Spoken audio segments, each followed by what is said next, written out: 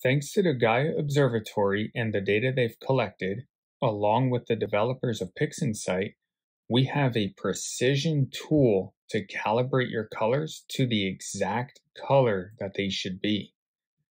Welcome to SpectroPhotoMetric Color Calibration. Hey everyone, it's Tony with Hidden Light Photography, and today we're going to be learning about SPCC or SpectroPhotoMetric Color Calibration. Now, the Gaia Observatory has collected data on billions of stars and galaxies, and PixInsight allows us to have access to that data. Now, the files that get downloaded are through the PixInsight website, and I'm going to show you exactly where to go to get those. And all of those files are the data that you're going to need to allow SPCC to do its job. And on top of that, I'm going to show you how to use your equipment's exact information so you get the best results from SPCC. So if you haven't done so yet, hit that subscribe button. I don't want you to miss out on any information. Now let's head on over and learn how to use SPCC to get your images to the exact color that they should be.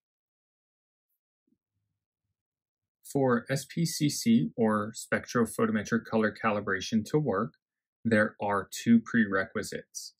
The first one is you need the proper star charts, and then the second one is your image needs to be plate solved. So the first thing that we're going to cover right now is downloading the star charts, and then later on we'll get into plate solving your image. Now, PixInsight does include the download links for the proper star charts, and that's what we're going to look at right now. So what you're going to do is open up your favorite web browser. You're going to go to PixInsight.com and make sure to have your username and password handy that you received with either your trial license or permanent licensing fee. And what you're going to do is go to Downloads, Software Distribution, and then you're going to go ahead and put in your username and the password that you created when you signed up for your trial or permanent license. We're going to go to XPSD database files, and what we're looking for is the Gaia DR3 SP. Now, you'll notice that there's two of them here, small set and complete set. Personally, I have the complete set downloaded. It's a very large file. I believe it's about 60 gig. This is the one that I recommend. However, you could probably get away with the small set. It really just depends, right? I've used the small set before and I've run into issues. And the issues that you'll run into is if you have a target that you imaged and it does not have a complete reference from the star charts that you have, the process will fail. And I've had it fail a couple of times. So I just went ahead and downloaded the complete set. You're more than welcome to try either one. Basically what you're going to do is click on the link here. I'm just going to use the complete set as an example. And you'll see the complete set of the star charts. You'll see the size of the files, the version, the magnitude range, your number of sources, so on and so forth. And I already have these downloaded, so I'm not going to do it again. But what you're going to end up doing is click on the link, and then depending on your system, you'll see your downloads box pop up, and you will see your charts downloading. And you just download these one at a time. Now, it's important to know exactly where these are saving, okay? So what you're going to do is just click on this little folder right here, and you'll see your file path. Make sure you notate exactly where these go. There's no need to click Open File over here.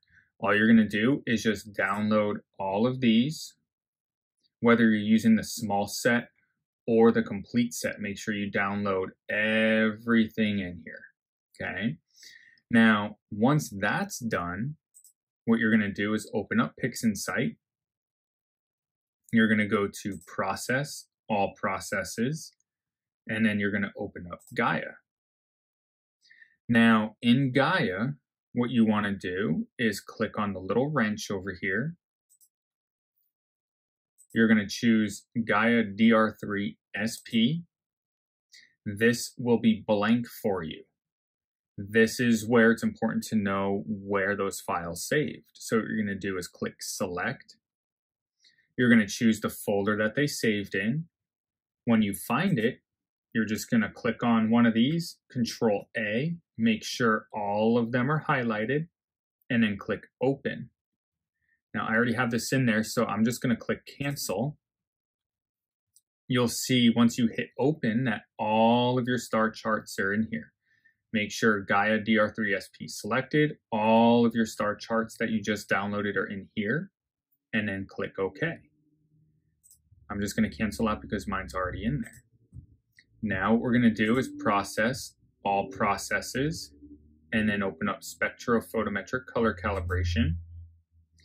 And then you just need to tell SPCC which catalog search you want it to use, Gaia DR3 SP. If you see something else in here for some reason, just click the down arrow and then choose Gaia DR3 SP. And that's all that you need in order to set up SPCC. Now, once you have SPCC set up, it's actually a very easy tool to use, but there are a couple of things that you need to be aware of. So we're going to go ahead and go through those, and then I'm going to demonstrate how to use SPCC, and then I'm going to demonstrate the second prerequisite to use this, which is Astrometric Solution or plate solving of your image. So let's go ahead and open up a file. I'm going to demonstrate using NGC 6960. So we're going to go ahead and enable 24-bit screen transfer function. Always use that. Sometimes your data can give you a scare because when you do an auto stretch, it gives you some weird artifacts. 24-bit, most of the time, 99% of the time, will correct for that. We're going to hit Control A to do a quick stretch. Before you use SPCC, you're going to want to do a correct only procedure using BlurXterminator. This corrects any potential issues with the stars. So if you haven't seen my BlurXterminator video, I'm going to have a link to that in the description of this video. Go ahead and check that out. I go over how to use this process. Now, once that's done, we'll close out of BlurXterminator, go into Process, All Processes, SpectroPhotoMetric Color Calibration. Now, the Gaia Observatory has received data from billions of stars. They have surveyed stars, they've surveyed galaxies. Galaxies are a great way to survey stars and the wavelengths of light that they emit, because galaxies are collections of billions of stars. And what they have done is they've taken those wavelengths and they've cataloged them. And they know those charts that we downloaded and installed into SPCC are charts of those stars and the wavelengths that they emit, which is what SPCC uses to assign the stars in your image the exact color that they are in the observable universe. So downloading those files is essentially downloading a piece of the universe on your computer. And this is the only astro imaging processing program that I know of that has such a powerful tool that you can use. The rest of them do a law of averages and they'll randomly assign colors. This right here is going to give you the exact colors that your image should be and how it is actually looking in the observable universe. Now, when we go to white reference here, we're going to go to average spiral galaxy.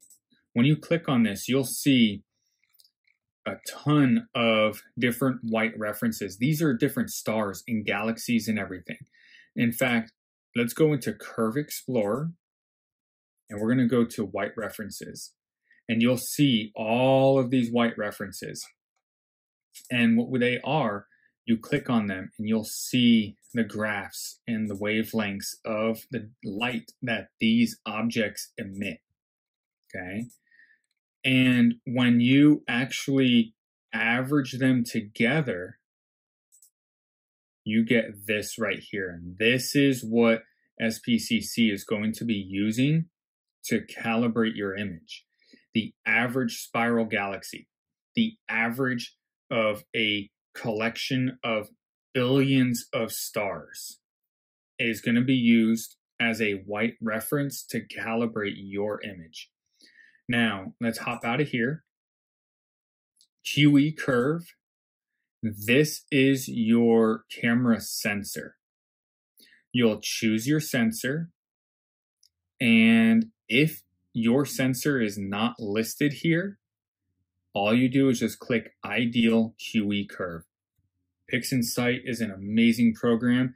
The developers of this knew what they were doing, and it's just artwork. So I use the IMX 571 sensor for this image, so I'm going to put that right there. Now, filters. These are going to be the filters, and you'll see the camera brands, right? And filters that you can put on them. This even has the filters that are generally built into your cameras. Some of the CMOS cameras actually have a UV IR cut filter built right into it. As you can see right here, the Sony color sensor, red UV IR cut, right? So you can choose these, and you'll see it with the different colors. Okay. Now, for this particular image, I use the L Ultimate filter. So that's an added filter to the one that's already built into the camera. So I'll go ahead and actually choose to color calibrate this image, the Sony CMOS. We're on the blue channel. So blue UV IR cut Optolong L Ultimate filter. And I'll do this for each channel. Now, you're probably thinking, hey, Tony, what if mine isn't listed? That's a good question. What you're going to do is choose the one that's closest to a match. Well, how do you do that? We're going to go to Curve Explorer. We're going to go to Filters. And what you're going to see, let's scroll down. So I'm using Sony. So let's take M42 Orion, for example. I use the Optolong L Pro filter to do that. Well, here's the Optolong L Pro filter right here. So we're going to click that. This is the wave pattern of that filter. And I used a Sony color sensor UV IR cut. This is the filter that's built into the camera. And as you can see, this is for the blue channel. So I'll hold Control, push that, click on that. That now has both of these selected. If you don't press and hold Control, it's just going to, go to the one that you just clicked on. So we'll click on this. Let's go back up to the Optolong L Pro, hold Control, click. Now what do? We click right here. We go filter name. I'll just call this Sony Blue L Pro. And this was on the blue channel. Let's hit OK. And it averages this out for us. Now we go and we find ones that exist that come close. So let's start on the Sony, the UV IR cut Antlia tri-band. That is a pretty close match. Now, I know you're probably thinking I'm crazy, that looks nothing like it, but let's look at the L Ultimate. Nowhere near it. L Extreme, nowhere near it. L Enhance, nowhere near it. We go here.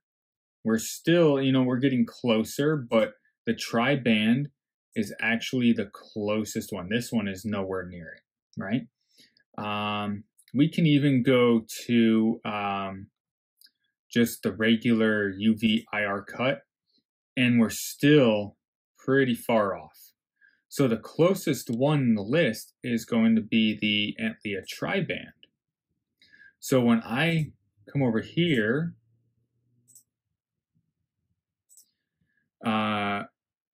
when I'm choosing these, I'll choose the Antlia tri-band, and then I'll continue on. For this particular image, the L Ultimate is already listed as an option. This is the exact sensor setup that I use. Everything in here can stay default. Catalog search, make sure the Gaia DR3 SP catalog is selected. Nothing needs to be changed here. This can all stay default. And SPCC is going to do a background neutralization for you. All you do here is click on this little icon for a preview window. We want to preview a section of the background. So we want to avoid any areas of nebulosity. You can see nebulosity in here. And you want to avoid stars. You want to have just pure background. Now, we're going to click Region of Interest from Preview. And our preview is going to show up right here. Click on that, hit OK. Now, another thing that you can do is grab your preview right here and activate that by clicking on it, then click and hold, drag it, and you see just to the right of my cursor, it's an X. We bring it over here, it becomes a plus sign. You can just let it go and you'll actually see the coordinates auto-populate. We'll go back to our image. Once your coordinates are here, you just grab a triangle and drop it on. And you're going to see all the calculations that PixInsight is doing. Now, this right here, this is the part that would fail on me sometimes because it didn't have enough references through the star charts that I downloaded from the Gaia DR3SP database. Let's close out of this. And this right here are all of the stars in your image. This is all of the stars. We can actually zoom in here. And where they fall on those wavelengths that we were going over. This is every single star, cataloged and calibrated. This is all the math that was done. This is your catalog. So exit out of that, Control A for a quick stretch, and you can see, and let me get rid of that preview really quick. You can see what it did to the image. And this right now is every star is calibrated to the exact color that they emit. It's all done through the known wavelengths of light being emitted from these nebula and galaxies and stars, the exact wavelengths as cataloged by the Gaia Observatory. It's truly amazing what this tool does. Now, let me show you one more thing really quick. Let me open up another image here. Do our 24-bit screen transfer function, Control A. And let's skip the color calibration process really quick. Let's just do the background neutralization. We don't want to color calibrate just yet. Let's grab there's some nebulosity over there. Let's grab right here. This looks like pure sky background. Target image. You know what? Let me rename this NGC 6960. Let me delete that preview just so it's a little bit easier to find in that list.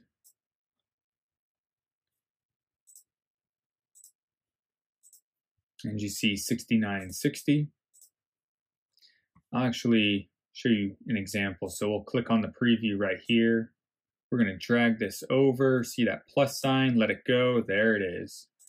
Now, let's just run background neutralization. Do a quick stretch. Get rid of that preview. We'll exit out of these for the time being. And you can see this is exactly how the camera picked it up. And this is exactly how it is through the known wavelengths of light emitted. You can just see the difference that this makes, okay? In fact, let's do this really quick. One thing I just realized is I want an apples to apples comparison here so you can see it, and I just realized I messed up. Let's do a quick stretch on this. Let's do BlurXterminator correct only to correct for any potential issues with the stars.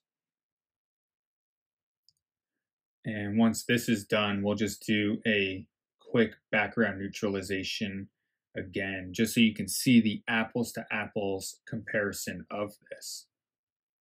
So that's done. Let's go ahead, do a quick preview again of the background. We'll go back into background neutralization. Let's put that back to, name this. Let's grab NGC 6960. We'll grab this preview, drop it in there, run it, and do a quick stretch. And there you go, apples to apples comparison. Give her that preview. And you can just see the difference in color. Now, going back to, in order for this to work, you're going to need an astrometric solution on your image, because if SPCC does not know where this image is, it cannot assign the wavelengths of light emitted to the objects and stars in your image. And let's hop out of this. Let's open up a fresh one, and I'm going to demonstrate this. Do a quick stretch. Let's do a quick correct only on BlurXterminator.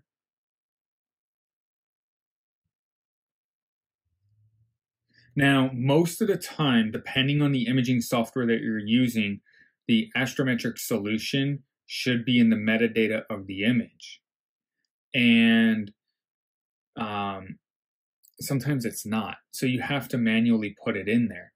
And if you see my WBPP video, I go over how on the Astrometric Solution that WBPP can do, sometimes it'll fail. So we do the interactive mode in case of failure, and it's going to pop up a box. Well, that box that it's going to pop up is going to look like this. I'm going to show you in just a second how to fill this out. Now, even if everything goes smoothly, right? Your imaging software has the Astrometric Solution in there. WBPP puts the Astrometric Solution in there. You get your image, everything is good. Well, wait a minute. I want this to be 180 degrees flipped because it just looks better, right? Let's go ahead and do that. Let's rotate this. Well, it's going to get rid of our Astrometric Solution. So now when we go in and we try to run SPCC, let's get rid of this really quick. We'll run this. We'll grab a sample of the background and let's bring this over here. Let's go back in here and let's run it. It's failing. Well, why is that? Because SPCC doesn't know where this image is, so it can't properly assign. So what do?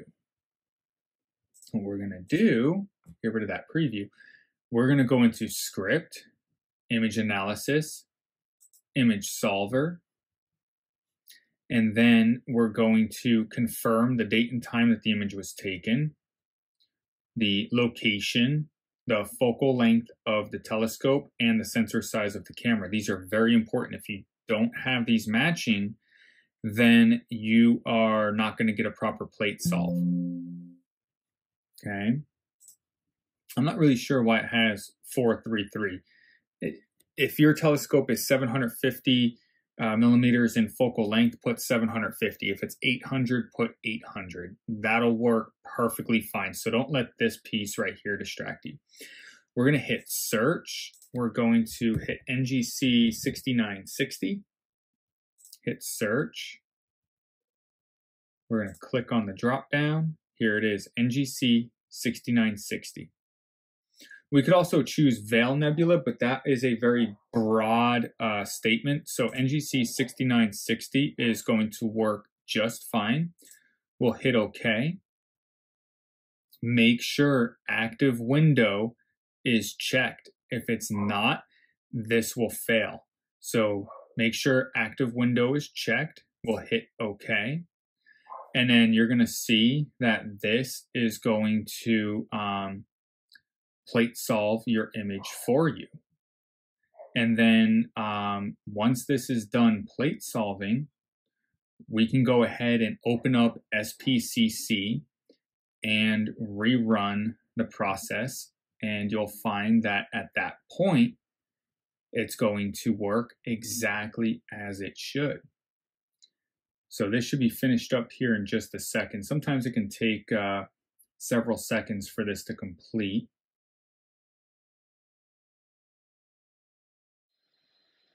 Okay, there we go. So now the image is plate solved. We're going to go back to Process, All Processes, SpectroPhotoMetric Color Calibration. Let's get rid of this. We're going to go choose our sensor again. We're going to go ahead and choose our camera and our filters. We're going to grab a sample of the background again.